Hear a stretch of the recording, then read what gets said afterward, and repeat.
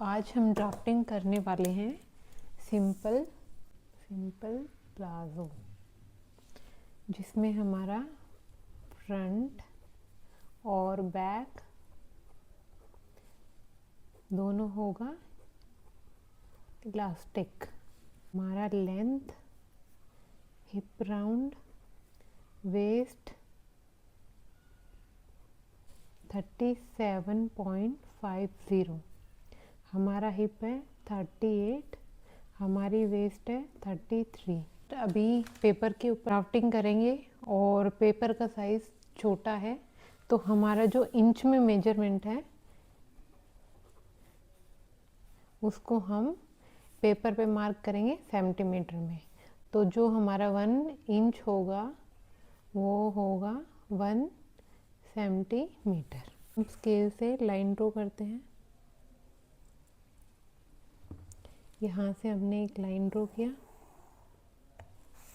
और यहाँ से हमने लाइन ड्रॉ किया। ये हम कर देते हैं 1 सेंटीमीटर 2 सेंटीमीटर के अंदर। तो ऑन फोल्ड की साइड हम 2 सेंटीमीटर का गैप रख के एक लाइन ड्रॉ कर देते हैं। अभी सबसे पहले हमें करना है वेस्ट राउंड का मार्किंग, क्योंकि ये हमारा दोनों इलास्टिक है।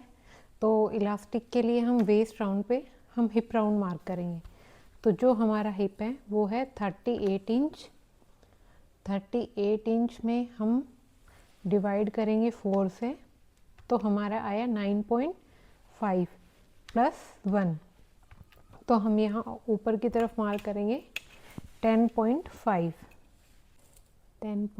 पे मार्क करेंगे। सेम एक लाइन हम यहाँ 10.5 पे मार्क कर देते हैं डॉट। इसके बाद हमें मार्क करना है क्रोच पॉइंट की लेंथ। क्रोच पॉइंट के लिए हिप डिवाइडेड बाय 4 प्लस में 2 इंच प्लस में 0.5। हम यहाँ पे बेल्ट का माइनस नहीं करेंगे, क्योंकि बेल्ट भी हम साथ में निकालने वाले हैं और एक्स्ट्रा फोल्डिंग का हम बाद में ऐड करेंगे, लेकिन लेंथ में हमारा बेल्ट ऐड है।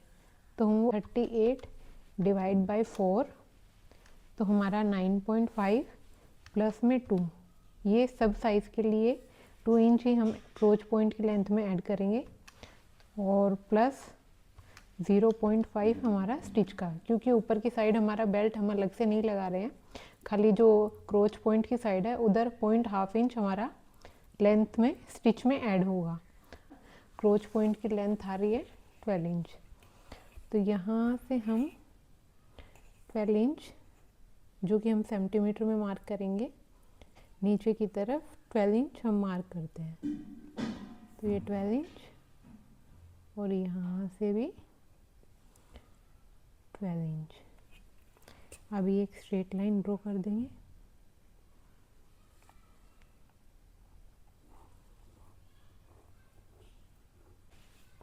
ये हमारा जो वेस्ट राउंड था वो था 10.5 इंच, जो सेंटीमीटर में हमने मार्क किया।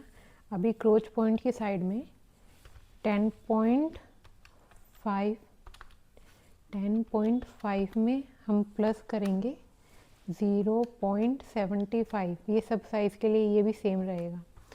तो ये हमारा है 11.25। तो ये जो आ रहा है हमारा 11.25। अभी ये वेस्ट राउंड और क्रोच पॉइंट को की लाइन ड्रॉ करेंगे। अभी यहाँ से क्रोच पॉइंट के पॉइंट से हमें बाहर जाना है 33 साइज़ के लिए स्ट्रेट प्लाजो में 3 इंच। तो यहाँ से हम 3 सेंटीमीटर बाहर जाएंगे। तो यहाँ से हम बाहर गए 3 सेंटीमीटर। अभी हमें क्या करना है, हमारी जो क्रोच लेंथ है उसका हमें सेंटर मार्क करना है। सेंटर का भी हमें सेंटर मार्क करना है और यहाँ से हमें क्रॉस जाना है। तो 1 इंच हम क्रॉस जाएंगे, उस हिसाब से हम यहाँ पे क्रॉस जाएंगे 1 सेंटीमीटर।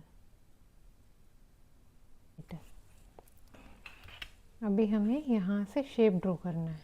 हमें ज़्यादा अंदर की तरफ कर्व नहीं करना, उससे हमारा खिंचाव आएगा। लाइन से थोड़ा ऊपर जा रहा है सेंटर से, तो वो जाने दे सकते हैं, उसमें कोई प्रॉब्लम नहीं है। यहाँ से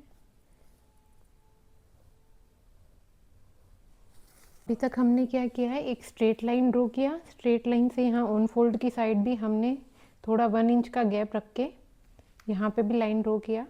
और क्योंकि हमारा फ्रंट और बैक इलास्टिक है और दोनों पूरा स्ट्रेट प्लाजो है, तो उसमें हम यहाँ वेस्ट राउंड मार्क करेंगे, राउंड के अकॉर्डिंग होगा।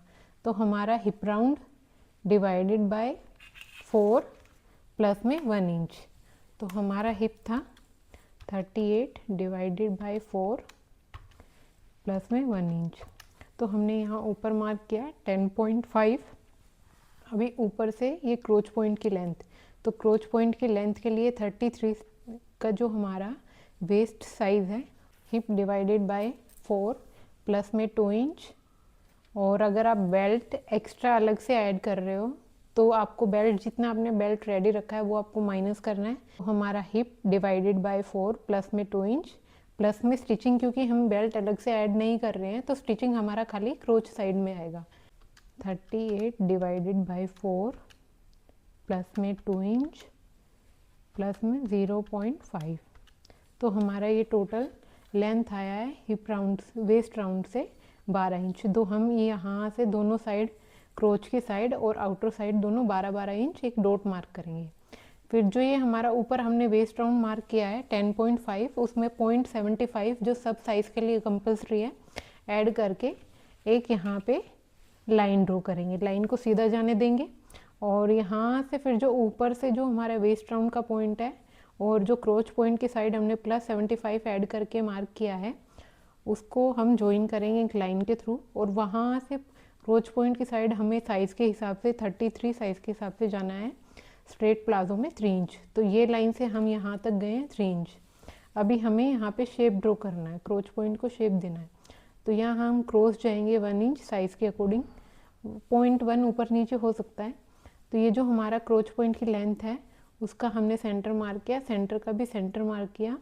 फिर सेंटर के सेंटर से हमें और 1 इंच जो हमने क्रॉस गए हैं 1 इंच, वहाँ से हमें शेप ड्रॉ करना है। तो अभी हमें लेंथ का मार्किंग करना है। तो लेंथ के लिए जो हमारा साइज़ है, साइज़ में लेंथ है 37.5। 37.5 हमारी टोटल लेंथ है।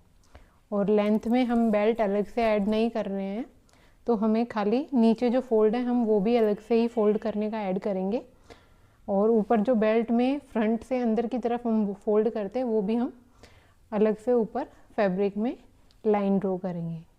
तो अभी हम लेंथ की मार्किंग करेंगे ऊपर स्ट्रेट लाइन से।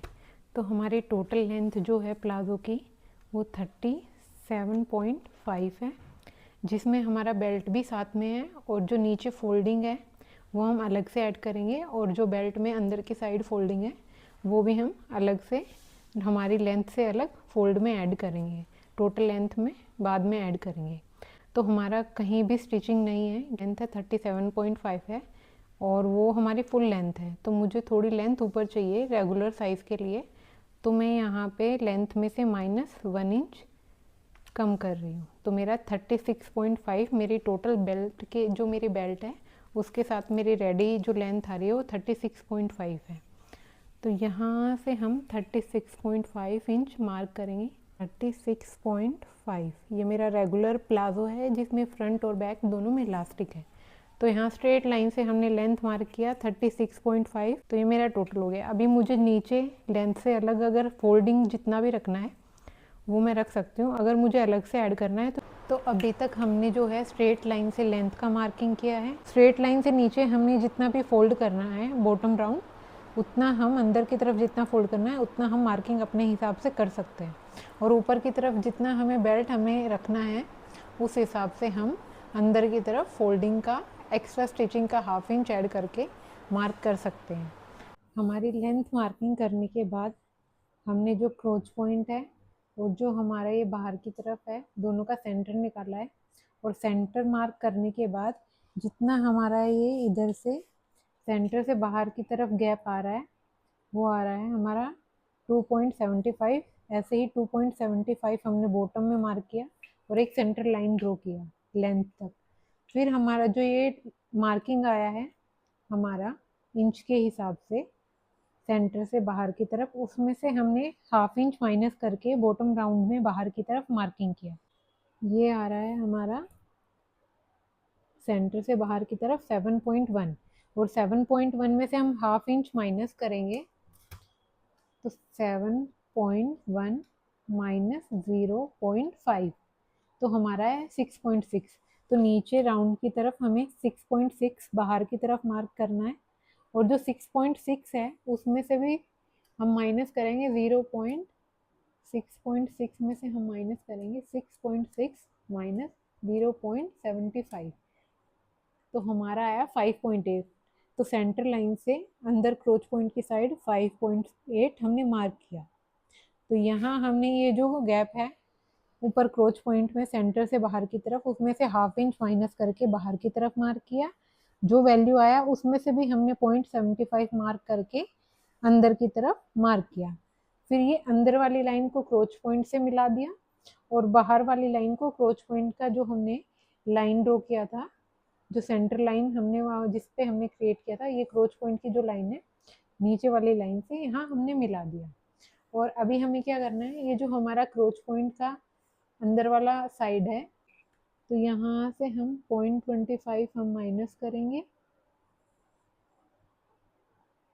और ये 0.25 वाली जो क्रोच पॉइंट की साइड हमने माइनस किया है, इसको बाहर वाली लाइन से हम मिला देंगे। ये जो सेम मार्किंग हमने इंच का सेंटीमीटर में किया है, ये सेम हम इंच में कन्वर्ट करके फैब्रिक पे एज इट इज सिर्फ हमें ड्रॉ करना है, बाकी वैल्यूज में कोई चेंज नहीं होगा। तो ये हमारा पूरा पार्ट रेडी है। अगर आपको चाहिए इसमें यहाँ पे हल्का सा कर्व चाहिए, तो आप हल्के से कर्व की हेल्प से यहाँ से इसको हल्का सा आप शेप दे सकते हो।